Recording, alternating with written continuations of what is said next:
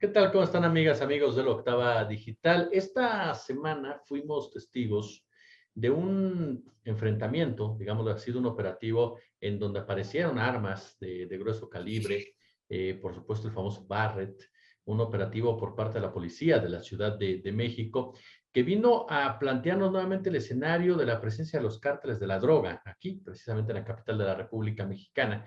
Un hecho que ha sido en varias ocasiones consignado tanto en el libro El Cártel Chilango como Narco CDMX por el periodista Antonio Nieto, además de investigaciones que él ha estado llevando a cabo, por supuesto, y que ha presentado tanto en Televisa como también en su cuenta de Twitter. Hoy platico con Antonio sobre este tema. Mi querido Toño, ¿cómo estás? ¿Cómo estás, Jesús? Me da gusto, como siempre, saludarte a ti y a todos tus seguidores y a tu auditorio. Oye, pues yo la primera pregunta que te haría, querido amigo, es, después de lo de Topilejo, hablamos de la presencia del cártel de Sinaloa, pero hablamos de los Chapitos y cuál es la presencia, qué tamaño es la presencia de los Chapitos y por qué estaban ahí en Topilejo. Bueno, Jesús, pues mira, yo lo he manifestado, o sea, esto no me sorprendió porque lo he venido afirmando. Hay que recordar que yo hice un tweet y empecé a investigar esto en septiembre de 2021, pero el tweet hacía referencia a una reunión de representantes de los hijos de Joaquín El Chapo Guzmán en la Ciudad de México en 2020. Es decir, cuando estalla la pandemia, para muchos cárteles fue más complicado conseguir, digamos, los materiales para procesar ciertas drogas, sobre todo los materiales que venían de China, y otros vieron en la pandemia una oportunidad para engrandecer su negocio. Bueno, en la Ciudad de México, quien se vio beneficiado por esto fue Lunares, uno que acaban de sentenciar, que fue socio de la Unión, porque él, como previó que iba a pasar esto de la pandemia, que se iban a encarecer los recursos, los materiales y la droga, y compró más cocaína, invirtió en cocaína, y cuando llegó la pandemia, pues muchos grupos delictivos, incluyendo la Unión, tenían que abastecerse de él, porque evidentemente las fronteras las cerraron, en fin, todo se encareció. Y en este contexto aparecen los Chapitos, que también vieron una ventana de oportunidad para llenar ese vacío o ese hueco de droga que había en la capital y en la zona metropolitana del Valle de México por la pandemia. Entonces, a raíz de eso hicieron reuniones con grupos delictivos, con cabecillas de bandas locales, específicamente en Coyoacán, y a partir de eso han venido aumentando su presencia. ¿Por qué? Es muy sencilla la razón, porque quieren tomar el narcomercado o ser parte, pues, del narcomercado en la capital, porque tomarlo, pues, no se puede controlar a todos los grupos delictivos, a todas las bandas, a todos los narcomenudistas, porque son son muchísimos. Entonces, pero sí quieren ser parte importante de este flujo de efectivo, de este flujo de drogas y de este lavado de dinero que se da en la capital, y por eso enviaron a emisarios para que pactaran ciertas rutas, para que pactaran plazas, para que pactaran con autoridades. Y es ahora lo que ocurrió en Topilejo, un resultado de esa serie de reuniones y de esa serie de objetivos que se plantearon, pues, los hijos de uno de los narcotraficantes, Jesús, más famosos en el mundo, que es Joaquín El Chapo Guzmán. Este grupo de personas, tú ubicabas precisamente en tu cuenta de Twitter, mi querido, de Twitter, perdón, mi querido Antonio, que formaban que estaban operando levantando a narcomenudistas de otros cárteles, estoy en lo correcto, y que incluso portaban placas que los identifican perfectamente como parte precisamente del grupo de los Chapitos. Sí, esa es una, mira, desde hace por lo menos 2 meses empezó a surgir en ciertas cuentas de redes sociales de Facebook y de Twitter, videos donde se apreciaba a sujetos armados secuestrando personas y estaban acusando que eran policías. O sea, en las cuentas vecinales de algunos pueblos a las faldas de la Jusco, se empezó digamos, especular con que eran policías los que estaban haciendo detenciones. Otros decían que era la delincuencia organizada se veían camionetas blancos, color blanco, se veían coches tipo de 4 puertas, sedán, donde metían estas personas, pero no trascendió tanto. Yo tuve esa información, pero yo no podía confirmar porque no había denuncias de secuestros en la zona, ni de, digamos, secuestro express o privación ilegal de la libertad. Entonces, empecé a sospechar que algo estaba ocurriendo y bueno, ahora con lo de Topilejo y algunas declaraciones que ha deslizado el secretario Omar García Harfuch, en el sentido de que podrían ser más bien narcomenudistas, los personas secuestradas y rescatadas tras este operativo en Topilejo. Y bueno, entonces esto es parte de lo que se habían planteado como objetivo los chapitos, que era alinear en algunos puntos de la capital a las bandas locales o a los narcomenudistas locales para que empezaran a vender su droga. Y evidentemente lo vimos con el arsenal que decomisaron ayer, pues no venían nada más a dar advertencias o a dejarte un papelito en la puerta diciendo ya llegamos. No, traían armas para atacar, traían armas literal, Jesús, para la guerra.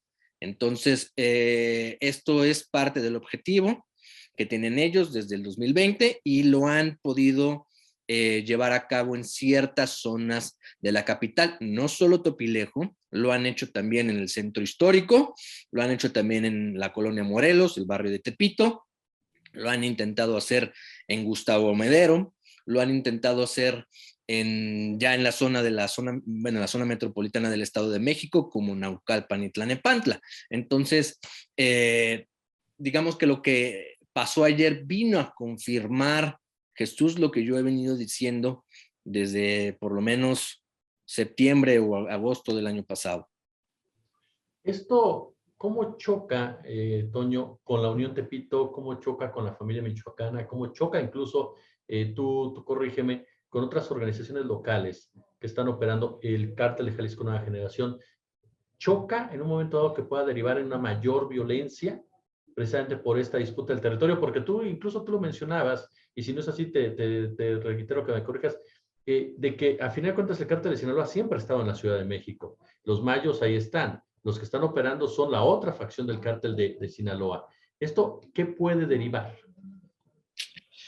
Híjole, Jesús, pues mira, hay que admitir, no me queda sino admitir que el trabajo de inteligencia de la Secretaría de Seguridad Ciudadana, apoyado o no, no lo sé, por instancias federales, tengo entendido que es trabajo 80% local, con agentes de inteligencia locales, ha dado frutos porque lo que ocurrió ayer pudo haber sido un enfrentamiento de otras dimensiones. El Barrett calibre 50, que es un fusil de mucho poder, pues fue el mismo con el que atacaron a principios de 2020 a Omar García Harfuch. Entonces, ese tipo de armamento está hecho para asaltar, para causar masacres, para enfrentarse al ejército, a tanques, a vehículos blindados. Entonces,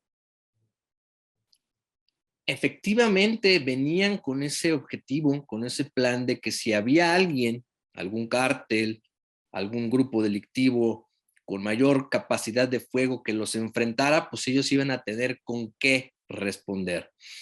Entonces, evidentemente no sé, hasta el momento no hay ningún indicio fehaciente, un documento, un trabajo de inteligencia del que yo tenga conocimiento al menos, de que estén enfrentados directamente con la Unión.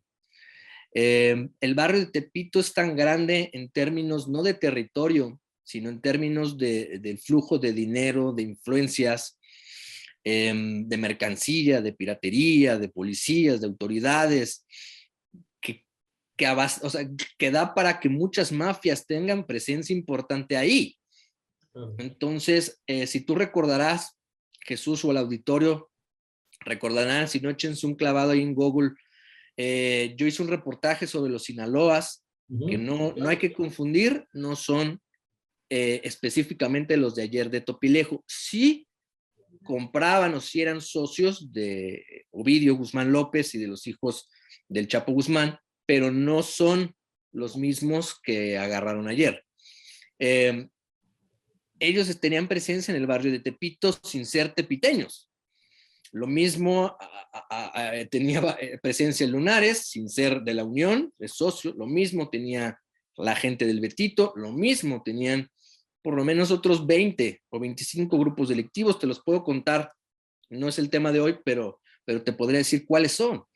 Y hay mucho terreno para estos grupos delictivos. Entonces no ha habido una confrontación hasta el momento entre la Unión y los Chapitos, pese a que tienen presencia en la misma zona que es Tepito, ¿no?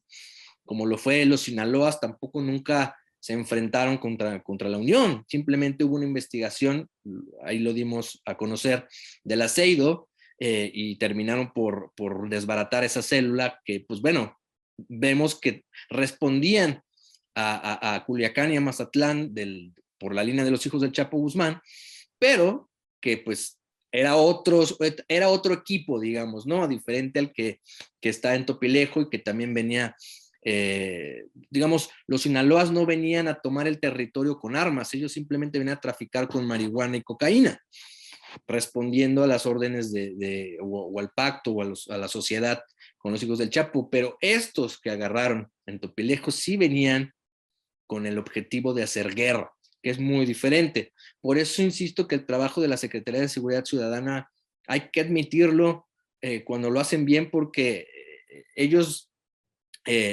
dan seguimiento a un cargamento de cocaína que se perdió en la alcaldía Benito Juárez. Abandonaron los miembros o los socios de los Chapitos una camioneta con 32 kilos de cocaína, que a final de cuentas pues se perdieron esos millones de pesos, pero el trabajo de inteligencia de la Secretaría de Seguridad Ciudadana, entre otros que se hicieron, ese también condujo el seguimiento de esos vehículos, de esas motos, conducían a esa zona de Tlalpan o las faldas de la Jusco, limítrofes con Morelos. Entonces hay que aceptar que esa buena labor de seguimiento hizo que pudieran incautar un arsenal que no sabemos si van a utilizar mañana, Jesús, o pasado, para causar una masacre. No sería la primera vez, Jesús. En 2009 asesinaron a la familia de los Sánchez Pérez, ahí en San Miguel Ajusco. Y a partir de eso surgió la Mano con Ojos, tú lo recordarás, un grupo delictivo que descabezaba a sus rivales y dejaba en puentes a las víctimas colgando, ¿no? Entonces, es una masacre lo que ocurrió con la familia Sánchez Pérez. Esto es lo que vino a evitar ayer la Secretaría de Seguridad Ciudadana. Con ese armamento pudieron haber ido casa por casa a las faldas de la Jusco a sacar a todos los narcomenudistas y matarlos. Estaríamos hablando de 20, 25 muertos, como ha ocurrido en el Estado de México, como ha ocurrido en Tamaulipas, como ha ocurrido en Juárez, como ha ocurrido en Sonora. Entonces hay que reconocer que ayer fue un buen triunfo para político, hay que decirlo, y un buen triunfo para la Secretaría de Seguridad Ciudadana haber evitado que con ese armamento hubiese pasado una gran masacre. Oye, Toño, finalmente, esta forma de operar, ¿no?, del cártel de Sinaloa, que tiene presencia en varios lugares, del cártel de Jalisco, nueva generación que tiene presencia, con base en lo que nos dices también del armamento, ¿qué tanto, desde tu expertise, ves una intención de estas dos grandes organizaciones criminales de acabar con lo que podríamos definir como pulverización del mercado, de empezar a controlar ellos precisamente todos los mercados, los territorios? ¿Tú crees que esto sea posible? ¿Crees realmente que no es, en la Ciudad de México es muy diferente a lo que pasa, por ejemplo, en Guanajuato, lo que pasa incluso en Sinaloa, en Jalisco? ¿Tú cómo valorarías esta forma de operar? Es que, Jesús, los tiempos en los que vivimos ahora son muy diferentes a finales de los años 70, principios de los 80, cuando operaba el cártel de Guadalajara, cuando posteriormente los dominantes era el cártel de los Arellano Félix, donde realmente el poder recaía en 4 o 5 personajes en todo el país y que las familias que habían sembrado, que habían recolectado, que habían procesado amapola, marihuana y cocaína, fácilmente tenían algún nexo con familiar o de vivir en la misma zona, o incluso otro tipo de nexos mucho más cercanos o fraternales con los cárteles, lo que hacía que pues rápidamente se alinearan.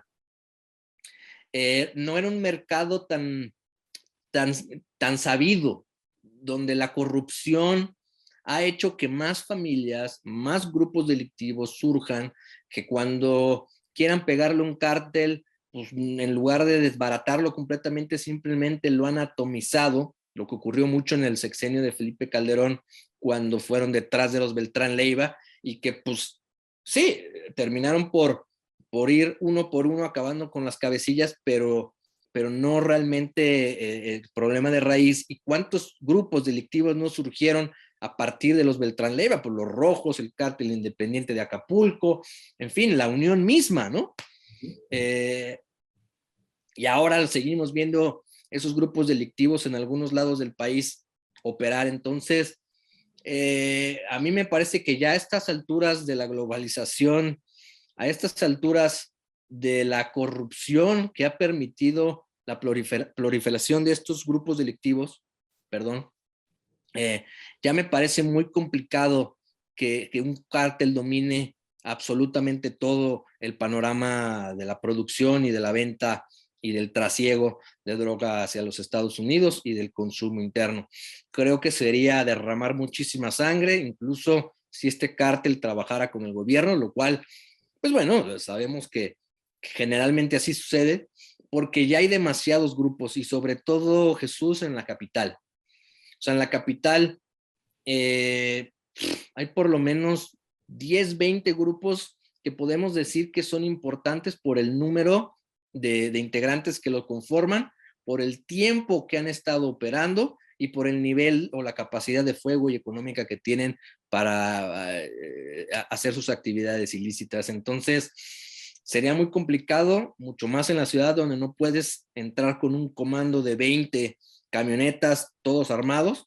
Bueno, que ya vimos que de algún modo en Topilejo pudieron acopiar este tipo de armamento, ¿no?